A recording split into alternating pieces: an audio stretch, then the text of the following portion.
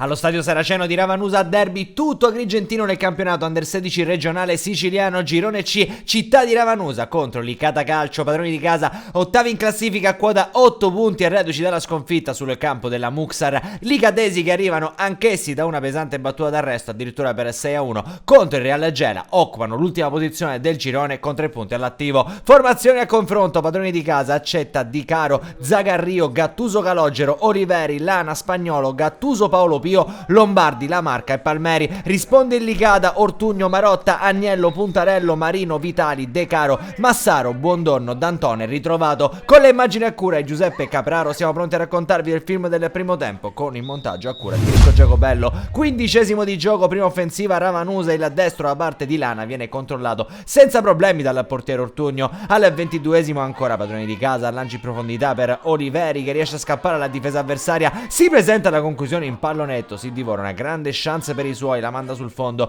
Al 24° pallone in profondità per ritrovato, prima offensiva della Licata, pasticcio difensivo tra portiere e difensore, ritrovato punisce così per fare 0-1, si sblocca il risultato poco prima della mezz'ora. Poi al 32° rimessa laterale sul versante opposto, il pallone finisce in zona Gattuso Calogero che fa così 1-1 il pareggio della città di Ravanusa. Siamo nella finale di frazione, arriva il primo cambio nel Licata al 38° il momento di Damanti. Al 39° non è finita la prima parte di gara, c'è ancora qualcosa da vedere. Siamo al 39° quando per vie centrali Palmeri pesca Oliveri che calcia e manda in rete il primo vantaggio di questa gara per il città di Ravanusa che sorpassa il Licata. Adesso 2-1 al Saraceno quando le formazioni guadagnano gli spogliatoi. Partiamo con il film della ripresa al 43°, primo cambio tra i locali con l'ingresso in campo da parte di La Marca, maglia numero 7. Al 44° un rinvio lungo, arriva in zona Oliveri, riesce addirittura a involarsi verso la porta. Oliveri davanti al portiere, va alla conclusione, pallone che viene però ciabattato, arriva la risposta da parte di Ortugno.